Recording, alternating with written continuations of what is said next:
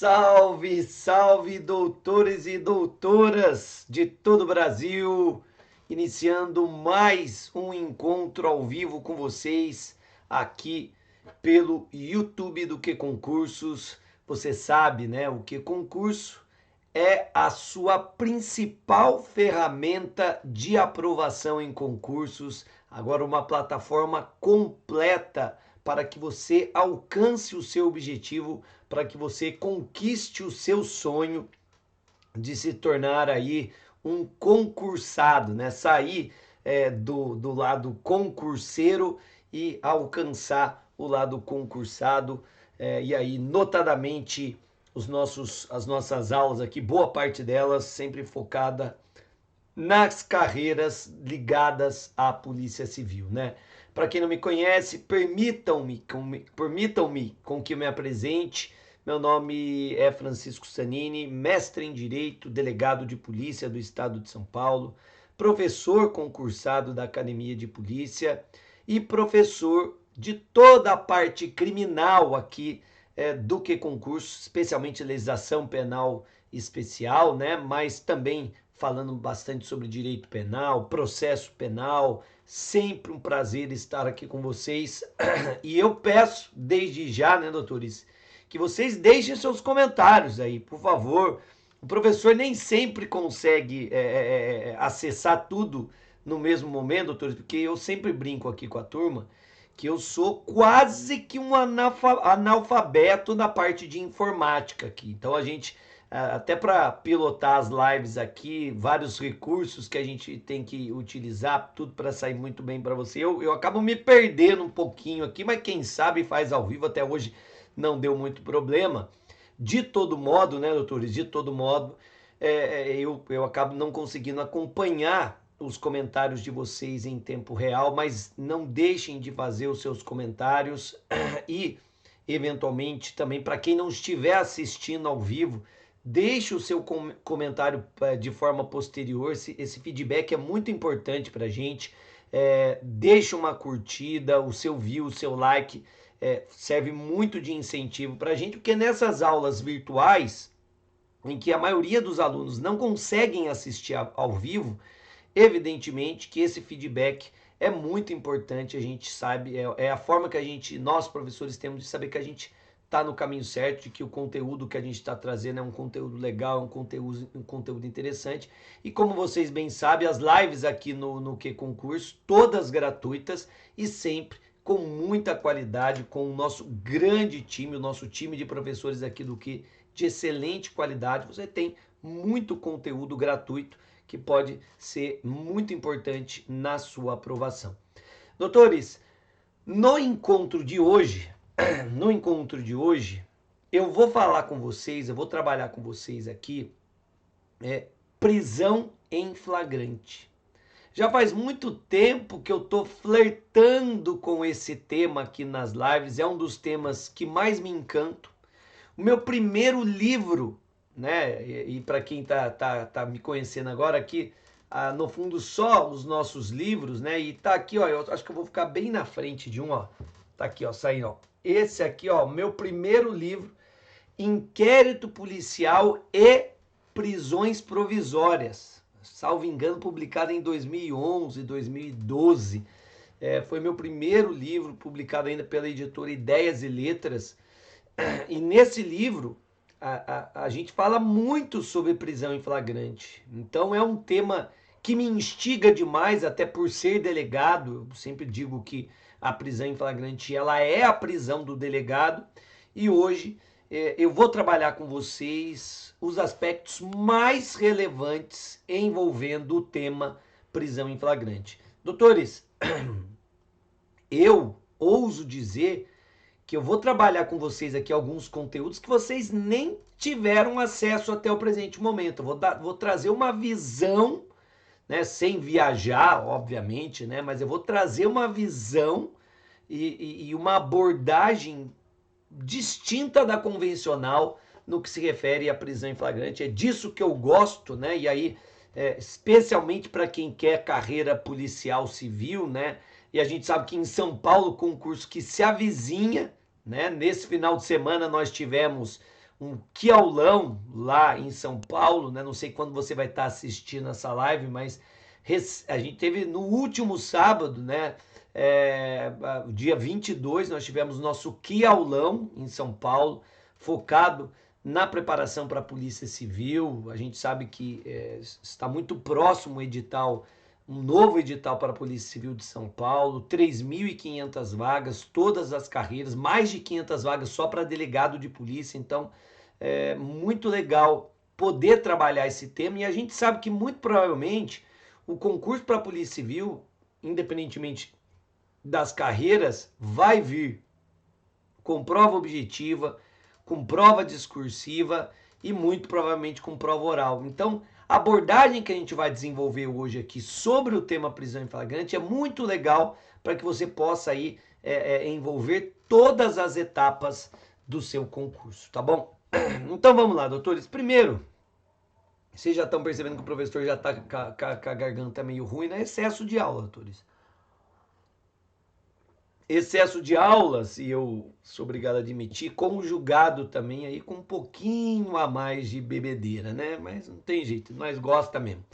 Doutores, para falar sobre prisão em flagrante, como todos os institutos do direito, eu gosto muito de fazer uma abordagem constitucional. E aí eu já recomendo demais o livro do meu querido amigo, professor da Academia de Polícia também, professor Rafael Marcondes. Ele tem um livro específico sobre prisão em flagrante, se não me engano é Prisão em Flagrante Constitucional, o título do livro, professor Rafael Francisco Marcondes. E ele também, com essa abordagem constitucional do tema, é algo que eu já desde o meu primeiro livro também venho desenvolvendo, no seguinte sentido: opa, os institutos jurídicos, os conceitos jurídicos de um modo geral, a gente sempre, as próprias leis específicas, né, que vão surgindo no nosso ordenamento, elas têm que encontrar respaldo na nossa Constituição da República. E aí a prisão em flagrante, doutores, ela tem uma perspectiva constitucional muito interessante, porque na nossa visão, ela serve como uma espécie de autoproteção. É um instituto que serve para prevenir e, mais do que isso, reprimir a prática de determinadas condutas que ofendem bens jurídicos relevantes. Explico. Para que o legislador possa, de maneira constitucional, criminalizar determinadas condutas, vale dizer, para que o legislador ordinário possa criar crimes, ele precisa de um respaldo na Constituição. Então, o legislador não pode sair por aí criminalizando qualquer tipo de conduta. O sujeito está ali lavando a calçada, vou criminalizar porque eu quero. Não é assim. Uma criminalização abusiva é inconstitucional. Vejam que a gente até tem uma aula sobre isso aqui, falando exatamente sobre a criminalização do porte de drogas para consumo pessoal. O tema está sendo discutido no Supremo Tribunal Federal. É constitucional você criminalizar o porte de drogas para consumo pessoal ou não? É inconstitucional. Fere a proporcionalidade, fere o princípio da liberdade, de autodeterminação das pessoas, enfim, o que se está discutindo é isso. Não se está discutindo a legalização das drogas. Cuidado, doutores. O que se discute é a constitucionalidade de você criminalizar o porte de drogas para consumo pessoal. Só isso. Se o Supremo reconhecer a inconstitucionalidade do artigo 28 lá da Lei de Drogas, o que nós teremos, né, juridicamente, é apenas a constatação de que ninguém mais poderá responder penalmente pelo porte de drogas para consumo pessoal. Mas isso não significa que agora vai ser legalizado. Vou poder fumar maconha à vontade. Não é por aí. Você só não vai responder criminalmente. Mas a droga em si tende a seguir como uma substância ilícita, tá? Então, cuidado com isso. Mas, Sob tais premissas, doutores, é evidente que, ao criminalizar determinadas condutas, o legislador ele deve ter por objetivo a proteção de um bem jurídico relevante. Isso significa que é o bem jurídico, ou mais especificamente, a proteção, a tutela deste bem jurídico, que legitima, que justifica a criminalização de determinada conduta. E isso é muito relevante porque, com a prática do crime, com a violação de um tipo penal, a consequência do crime, a consequência mais rigorosa da prática do crime, é ou pode ser a restrição da liberdade de locomoção. E a liberdade de locomoção, doutores, é um bem jurídico constitucional, é um direito fundamental. Está lá no artigo 5º. A liberdade de locomoção é um direito fundamental, inclusive essencial para a consagração da sua própria dignidade, né? Da dignidade da pessoa humana, os direitos ligados à própria personalidade da pessoa. Daí porque nós temos ferramentas constitucionais para assegurar o exercício desse direito e a principal ferramenta é o habeas corpus, que tem por objetivo assegurar a liberdade de locomoção. Então, de novo, se a criminalização de uma conduta pode resultar na restrição de um direito fundamental tão relevante como a liberdade de locomoção, é evidente que não é qualquer conduta que pode ser criminalizada. Daí a importância de você buscar nos tipos penais uma tutela a um direito igualmente fundamental. Dizendo de outro modo, doutores, e isso é muito importante que seja compreendido, cada tipo penal incriminador, aquele que criminaliza a conduta, ele traz no seu conteúdo um direito fundamental, um bem jurídico constitucional extremamente relevante. Não pode haver tipo penal criminalizador constitucional sem que haja no seu conteúdo uma tutela específica a um bem jurídico constitucional de extrema relevância. Todo tipo penal incriminador tem ou deve ter no seu conteúdo uma proteção a um bem jurídico constitucional. No crime de homicídio, artigo 121 do Código Penal, o que se protege é a vida, um dos bens mais relevantes, talvez o mais relevante de todos. No artigo 155 do Código Penal, furto, o que se protege, o que se tutela ali é o patrimônio, a propriedade. Está lá, você encontra também direito à propriedade na Constituição da República. Lá no artigo 213, o que se protege é a dignidade sexual, inegavelmente, um bem jurídico que tem tutela, tem guarida na nossa Constituição. Lá nos crimes do Estatuto do Desarmamento, qual é o bem jurídico tutelado? Segurança pública. Então, por trás dos tipos penais do Estatuto do Desarmamento, nós temos ali um bem jurídico, um direito que está sendo protegido pela norma penal incriminadora. Que direito é esse? É a segurança pública. Se você olhar a Constituição, você vai ver que a Constituição protege a segurança pública, estabelece a segurança pública como um bem jurídico, como um direito fundamental extremamente relevante. Daí porque, doutores, a criminalização de todas essas condutas, ela é legítima, ela é constitucional, porque tais tipos penais protegem bens jurídicos relevantes. A partir do momento que se identifique que aquele crime não protege um bem jurídico relevante, este crime deve ser declarado inconstitucional. Até aí tudo bem, doutores? Tranquilo.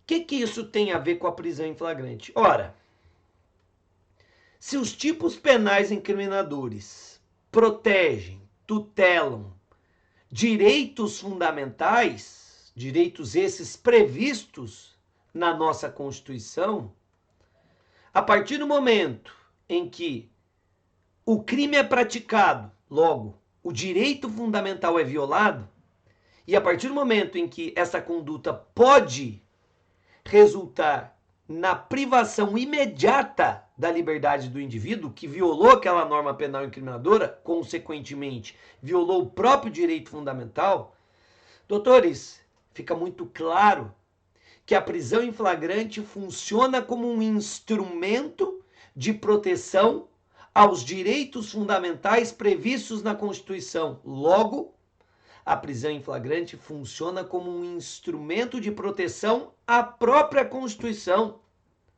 a todos os seus princípios e valores. Até porque, quando falamos em normas penais, a gente sempre deve falar daqueles bens jurídicos mais relevantes. O direito penal ele vai cuidar daqueles valores que são os mais relevantes dentro de um Estado democrático de direito.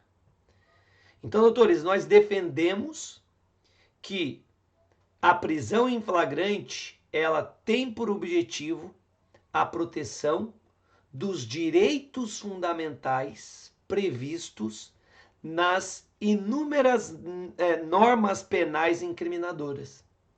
Então, a prisão em flagrante ela exerce essa função, primeiro, preventiva, no sentido de desestimular a prática de crimes e, logo, desestimular a violação a direitos fundamentais relevantes. E, ao mesmo tempo, a prisão em flagrante tem uma função repressiva. Por quê? Porque ela traz para o momento imediatamente posterior à prática do crime, a violação do bem jurídico contido na norma penal incriminadora. Então, a prisão em flagrante, de novo, ela traz a consequência do crime, que é a liberdade, a restrição à liberdade de locomoção, do distante momento de imposição da pena, que a pena vai ser imposta só ao final de um processo, repleto de todas as garantias processuais. Então, essa consequência, que em regra é imposta só ao final do processo, ela é trazida deste momento processual distante para o momento imediatamente posterior à prática do crime. Então, você previne, desestimulando a prática dessas condutas, porque o sujeito sabe que pode ser imediatamente preso após a prática da conduta, e, ao mesmo tempo, você reprime, porque a resposta é imediata. A resposta é incontinente ao seu ato criminoso e que lesou um bem jurídico constitucional relevante. Esta é, aos meus olhos, a principal função da prisão em flagrante. Esta é uma visão constitucional da prisão em flagrante. É um instrumento que protege os direitos fundamentais previstos nas normas penais incriminadoras que foram violadas pelo agente, e ao proteger esses direitos, naturalmente, a prisão em flagrante serve de um instrumento protetivo à própria Constituição. Doutores, a prisão em flagrante, ela tem tanto esse aspecto instrumental, constitucional, de proteção a bens jurídicos relevantes, que ela é, dentro da seara prisional, dentro da matéria prisional, ela é uma prisão super excepcional. Ela é uma prisão com especificidades distintas das demais. Por quê? Primeiro, ela é uma prisão formalizada no âmbito administrativo. É uma prisão que vai ser decretada por uma autoridade administrativa e não pela autoridade judicial. Quem decreta a prisão em flagrante, doutores, é o delegado de polícia. E aí, esta prisão, a legalidade dessa prisão vai ser somente posteriormente verificada por um magistrado dentro do que hoje é chamado de audiência de custódia. Mas a partir daí, doutores, percebam, a partir do momento que o judiciário avalia a legalidade daquela prisão, o sujeito já foi preso. A medida já se concretizou, ainda que de forma precária. Mas fato é que o preso em flagrante teve a sua liberdade de locomoção restringida por uma decisão de uma autoridade administrativa. Então, a primeira especificidade da prisão em flagrante está aí.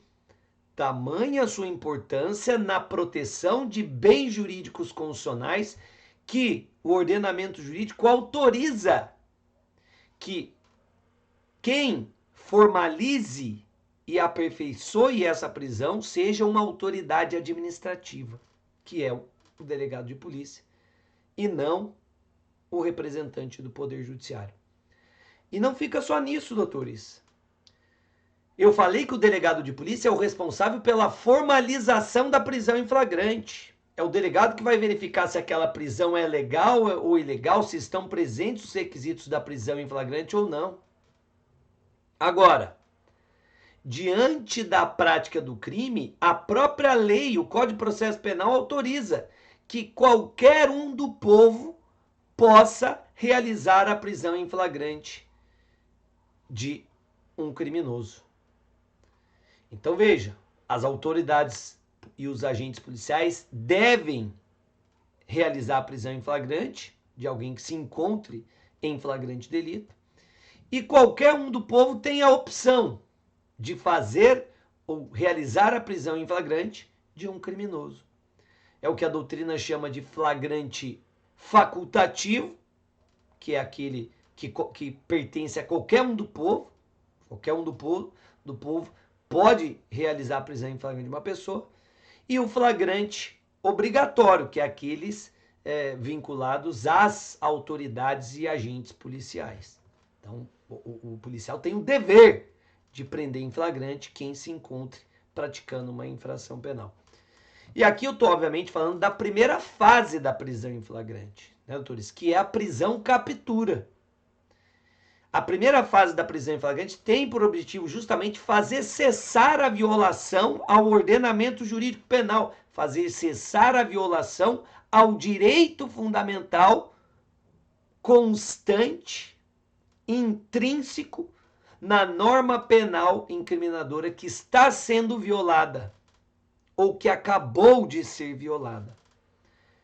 É por isso que qualquer um do povo pode intervir nas hipóteses de prisão em flagrante, para fazer cessar aquela agressão injusta a um bem jurídico constitucional de grande validade, de grande valor, tá?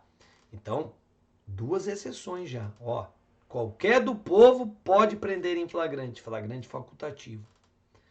O policial deve agir para prender em flagrante quem se encontra nessa condição, flagrante obrigatório. Quem formaliza, quem avalia a legalidade daquela prisão, quem concretiza aquela prisão de fato, não é a autoridade judicial, é o delegado de polícia. O sujeito já vai ser encaminhado ao cárcere, caso não tenha direito à fiança, obviamente. Então, são, em todas essas circunstâncias, exceções às regras dentro do nosso ordenamento jurídico. Outra observação importante. A Constituição da República, doutores, no seu artigo 5º, inciso romano 11, estabelece a inviolabilidade domiciliar. A casa é um asilo inviolável do indivíduo. Talvez seja uma das esferas mais importantes da sua privacidade, da sua intimidade. Cada um é rei dentro da sua própria casa. Então, para assegurar este direito, nós temos ali na nossa Constituição o direito à inviolabilidade domiciliar. Esse direito, todavia, comporta exceções. Entre as exceções está justamente a prisão em flagrante. Então, a regra é que a casa seja inviolável, mas excepcionalmente a Constituição prevê: a casa pode ser violada para prestar socorro ao morador, né? Em hipótese de desastre, obviamente, essa inviolabilidade ela também pode ser mitigada. A inviolabilidade ela pode ser mitigada se houver ordem judicial para que a casa seja violada, e aí esse ingresso da polícia deve ocorrer durante o dia, e a casa também pode ser violada pela polícia ou por qualquer pessoa nas hipóteses de flagrante delito. Olha a lógica. No interior da casa está sendo praticado um crime, ou acabou de ter sido praticado um crime. Então, o direito fundamental constante na norma penal incriminadora está sendo violado. Precisamos fazer cessar esse ataque. Daí porque se justifica a autorização para a violação legítima daquele domicílio, para que possa ser concretizada a prisão em flagrante, para que, consequentemente, possa ser cessada ou cessado o ataque ao bem jurídico constitucional. Tá bom? Então, doutores, primeira observação que a gente faz é essa: a prisão em flagrante tem esse aspecto constitucional, serve de instrumento de proteção aos direitos fundamentais previstos ali nas normas penais incriminadoras. Mas, ao mesmo tempo, a prisão em flagrante também tem um caráter probatório, porque o contexto visual do crime, né, da situação de flagrante que vai presumir ardência, né, aquele cenário criminoso ainda está pegando fogo, acabou de acontecer, está acontecendo. Existe um aspecto visual que qualifica a verossimilhança, que nos dá quase que uma certeza de que o fato ocorreu, de que determinada pessoa concorreu para a prática de determinado crime. Então, é evidente que a prisão em flagrante, ela também serve para resguardar todo um conjunto probatório. Há quem diga que a prisão em flagrante é um retrato daquele crime. Então, obviamente que um retrato do crime representa uma prova robusta que pode ser utilizada para o processo. Então, é inegável que a prisão em flagrante também tem esse caráter probatório, tá? Então, não por acaso, muitos dizem que a prisão em flagrante ela tem esse caráter multifuncional. Serve para tutelar direitos, serve para proteger a vítima, serve para assegurar a produção de provas, tá? Natureza jurídica, doutores, natureza jurídica da prisão em flagrante. Sempre foi muito tranquilo, a doutrina convencional sempre disse, olha, a prisão em flagrante, ela é uma medida de natureza cautelar. A natureza jurídica da prisão em flagrante seria de medida cautelar, que busca, portanto, resguardar os princípios e interesses do processo, resguardar, sobretudo, a prova para assegurar a responsabilização penal do autor do crime, aquele que está sendo preso em flagrante. Hoje em dia, todavia, doutores, a doutrina mais contemporânea, a doutrina mais moderna, vem sustentando que a prisão em flagrante ela não tem uma natureza cautelar, mas uma natureza pré-cautelar. Seria uma medida pré-cautelar que tem por objetivo resguardar o preso, né, o suspeito e todo o conjunto probatório e submeter tudo isso ao juízo competente para que aí sim o juiz possa decretar uma medida propriamente cautelar. Essa segunda corrente, doutores, ela é muito sedutora porque é característica das medidas cautelares, uma das principais características das medidas cautelares é justamente a jurisdicionalidade. A medida cautelar, ela deve ser determinada, decretada por juiz, pelo Poder Judiciário. Mas a partir do momento em que o decreto da prisão em flagrante é de atribuição de uma autoridade administrativa, no caso o delegado de polícia, nós não temos esta característica da jurisdicionalidade. Então vejam, o que eu tenho aqui é uma medida pré-cautelar. Eu vou resguardar o contexto para que tudo seja avaliado pelo juízo competente. Aí sim, o juiz é que vai determinar uma verdadeira medida cautelar. O juiz pode converter o flagrante em prisão preventiva. Opa, aqui nós temos uma medida cautelar. O juiz ele pode conceder liberdade provisória. Opa, aqui nós temos uma medida cautelar. Então, essa corrente é uma corrente que ganhou muita força na nossa doutrina, principalmente na doutrina mais moderna, tá? Particularmente, doutores, eu sempre pontuo que a gente precisa avaliar com uma certa cautela, porque fato é que o delegado de polícia, tal qual o Poder Judiciário, ele pode sim, e a lei autoriza, que ele decrete uma medida cautelar, você pensando que a prisão em flagrante é uma medida cautelar, então ele determina a segregação de um direito valiosíssimo, que é a liberdade de locomoção, e logo na sequência, nas hipóteses em que o crime é afiançável, o delegado pode conceder outra medida cautelar. Então veja, o delegado ele decreta sim medidas cautelares na prisão em flagrante, ao conceder fiança nas hipóteses de crimes afiançáveis. Eu até prefiro sempre dizer que o delegado ele não concede fiança, ele concede liberdade provisória mediante fiança. Nas hipóteses do artigo 322 do Código de Processo Penal, ou seja, quando não se tratar de infração cujas penas máximas sejam superiores a 4 anos. Pena máxima de até 4 anos, o delegado pode conceder fiança. Tá? Salvo se houver previsão legal em sentido contrário. Como, por exemplo, o crime lá do artigo 24A da Lei Maria da Penha. Crime de descumprimento de medida protetiva de urgência. O crime de descumprimento de medida protetiva de urgência é inafiançável na esfera policial. O juiz, na audiência de custódia, pode conceder fiança, mas o delegado, na delegacia, não pode conceder a fiança. Tá? Mesmo em se tratando de uma infração de menor potencial ofensivo. Tá? Avançando, doutores, requisitos da prisão em flagrante. Requisitos da prisão em flagrante. Aqui, doutores, eu preciso citar o meu querido amigo novamente, recomendo demais a obra do professor Rafael Marcondes, Prisão em Flagrante Constitucional.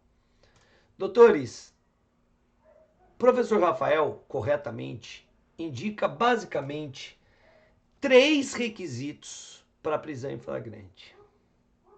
A gente pode, na verdade os requisitos são 2, né? Eu acabo classificando, separando em 3. Primeiro, a gente tem os requisitos probatórios e na sequência temos requisitos temporais, ou como eu prefiro, requisitos circunstanciais.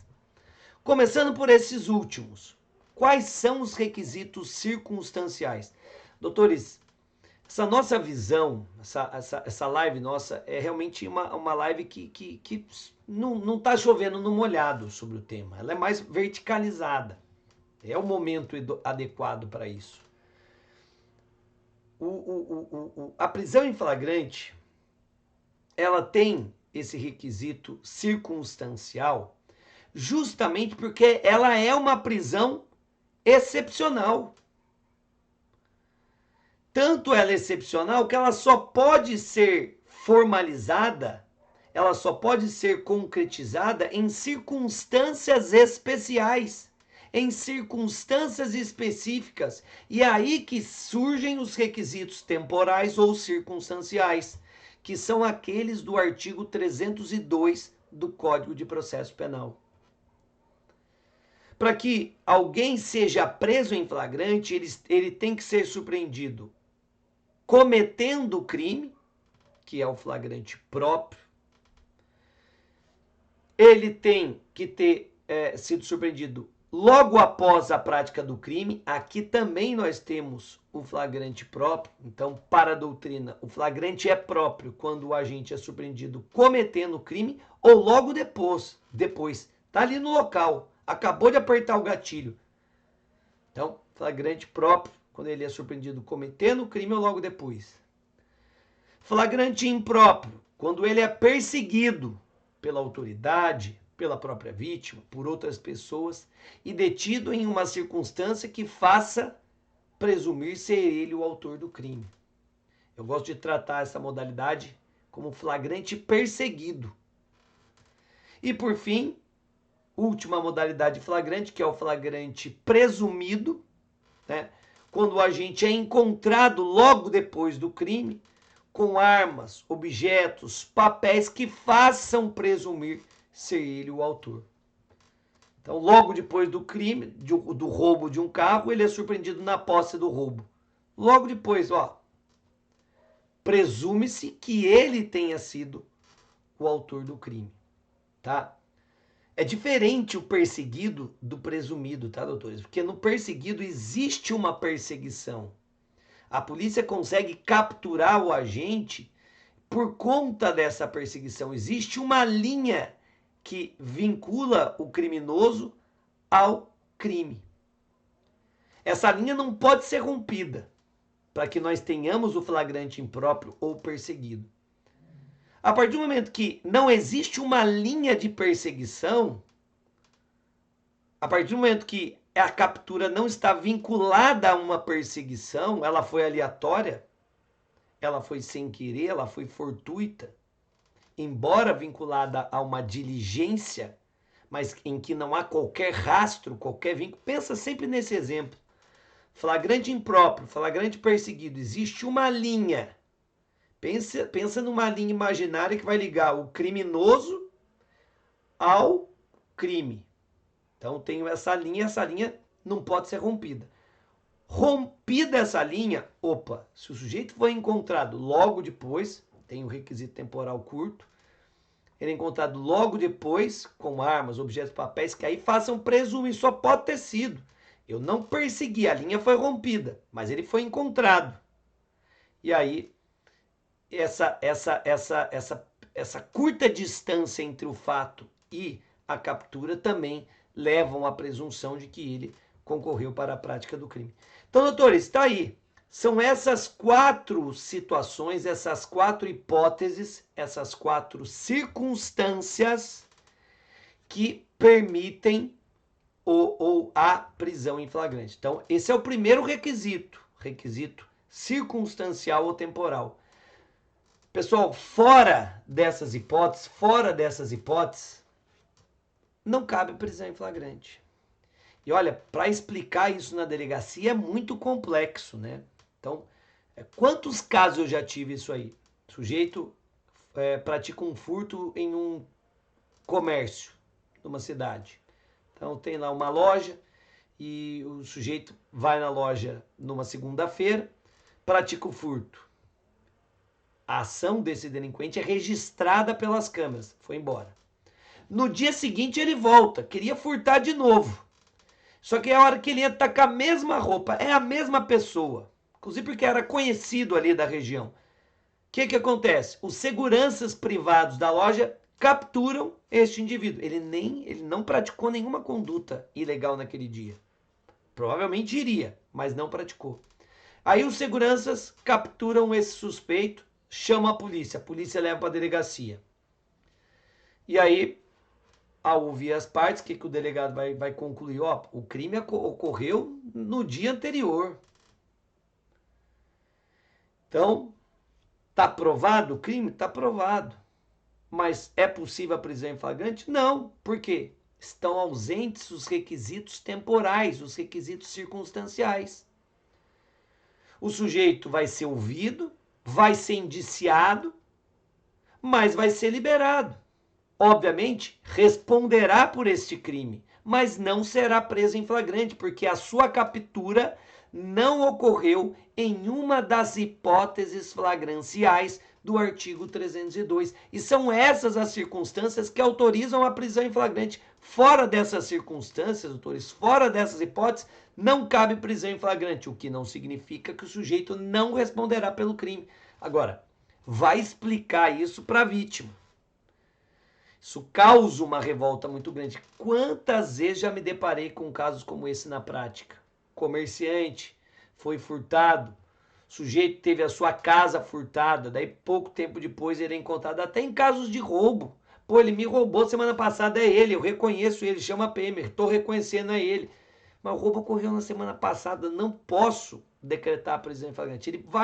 Posso eventualmente provocar a prisão temporária, a prisão preventiva, mas não cabe prisão em flagrante, tá? Cuidado com isso, turista. Gera, volto a dizer, gera muitas vezes um sentimento de impunidade, mas é a regra do jogo. Nós, policiais, temos que aplicar a regra do jogo. Segundo requisito, doutores, aí nós temos os requisitos probatórios. Primeiro os requisitos temporais ou circunstanciais, agora os requisitos probatórios, que eu divido em dois. Primeiro, indícios veementes da existência do crime. Então, para que alguém tenha decretado a sua prisão em flagrante, o delegado, após avaliar o conjunto probatório, ainda que de maneira superficial, ele vai ter que verificar se há indícios veementes de que o crime ocorreu, de que houve a violação do ordenamento jurídico penal. Porque se eu tenho dúvidas de que houve o crime, eu não decreto a prisão em flagrante. Mas, Zanini, nesse momento é indúbio pro societá. Aquela história do indúbio pau no réu. Doutores, princípio famigerado, princípio do indúbio pro societá não tem respaldo nos princípios e valores constitucionais. O que nós temos é indúbio pro réu, que é um princípio que deriva, é um corolário, uma consequência natural do princípio constitucional do estado de inocência. O que nós temos é uma presunção de inocência ou de não culpabilidade. E se eu sou presumidamente inocente, presumidamente não culpável, se houver dúvida, essa dúvida deve pesar em meu benefício, em benefício do réu. E é por isso que eu ensino na academia de polícia, nas escolas de polícia, que o delegado, em tendo dúvidas de que se houve não o crime, se ele não estiver convencido de que o crime ocorreu, se não houver, dizendo mais tecnicamente, indícios veementes da materialidade do crime, ele não decreta a prisão em flagrante. Exemplo, uma nota falsa. Como eu vou saber que aquela nota é falsa? Você, por acaso, é perito? Eu vou perguntar. O policial tá... Não, doutor, essa nota é falsa.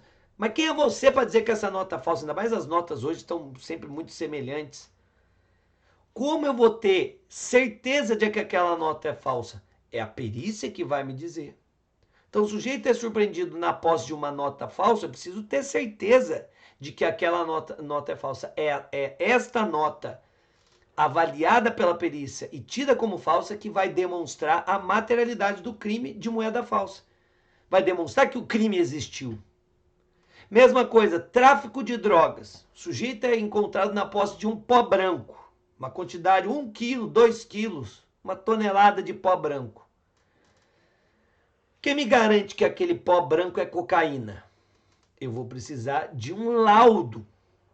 Sem o laudo, eu não tenho os indícios veementes da existência do crime de tráfico de drogas. Então, é o laudo pericial que vai demonstrar a materialidade do crime. Opa!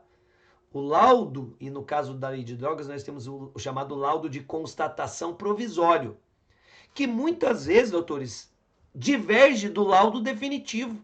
Já tivemos vários casos. O laudo de constatação provisória fala, ó, é cocaína. Daí vem o laudo definitivo e fala, não, não é cocaína. E aí você pergunta, a prisão foi legal? Você fala, não, porque para a prisão em flagrante basta os indícios veementes de autoria e o laudo de constatação provisório, ele me fornece esses indícios da materialidade do crime, os indícios de existência do crime de tráfico de drogas. É o que basta para a prisão em flagrante. Só que, doutores, não basta os indícios de materialidade do crime. Eu também preciso dos indícios de autoria do crime. Indícios que demonstrem que o capturado concorreu para a prática de uma infração penal.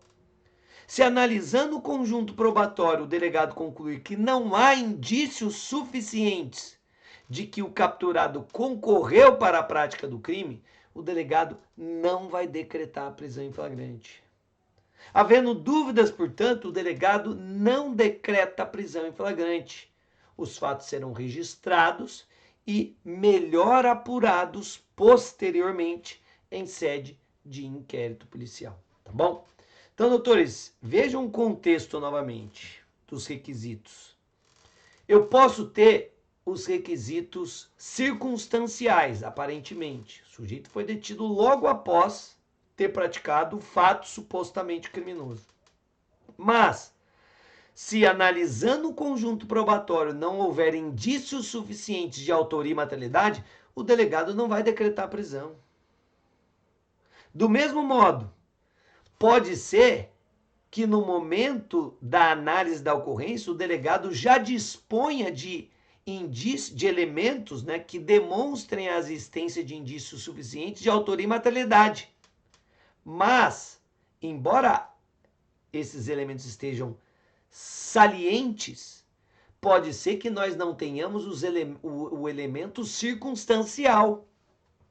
Ele não foi surpreendido e detido cometendo o crime logo após, não foi perseguido e nem encontrado com armas, objetos, papéis que façam presumir ser ele o autor do crime. E nessas hipóteses também não poderá ser decretada a sua prisão em flagrante.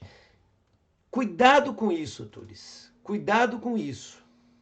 O que a gente faz aqui nada mais nada menos é que aplicar os requisitos legais. E aí, para fechar, doutores, muito rapidamente, que o nosso tempo já está estourando, eu queria trabalhar com vocês só as fases da prisão em flagrante, porque a gente pode dividir aí a prisão em flagrante em algumas fases. Primeira fase, já falamos aqui, é a prisão captura, que é a fase que pode ser concretizada por qualquer do povo e é dever das autoridades policiais, tá? Prisão captura. Segunda fase, condução coercitiva. Depois da captura, o preso deve ser conduzido coercitivamente até a delegacia de polícia para que o delegado possa analisar a legalidade daquela prisão, se é caso de prisão em flagrante, se estão presentes os requisitos que a gente acabou de falar ou não. Terceira fase, doutores, audiência preliminar de apresentação e garantias, né? Artigo 304, parágrafo 1º do Código de Processo Penal. Aí que o delegado, ouvindo as partes, inclusive o capturado, o suspeito, a vítima, testemunhas, eventuais elementos probatórios, o delegado, analisando todo esse conjunto, vai verificar se estão presentes ou não os requisitos da prisão. Se estiverem, ele decreta aquela prisão. E aí, ao decretar a prisão, para formalizá-la, ele vai lavrar o auto de prisão em flagrante. É o auto de prisão em flagrante que documenta aquela prisão. De tão excepcional que a prisão é, ela precisa ser bem documentada, até para que ela possa ser avaliada posteriormente pelo juízo competente na audiência de custódia, tá? Nesse momento em que o delegado lavra o auto de prisão em flagrante, ele também vai ter que avaliar se é caso ou não de fiança. Se a infração tiver pena de até 4 anos, o delegado pode conceder a fiança. E aí o sujeito será colocado em liberdade. O delegado vai, após formalizar o auto de prisão em flagrante, determinar a expedição de alvará de soltura mediante o pagamento de fiança, tá?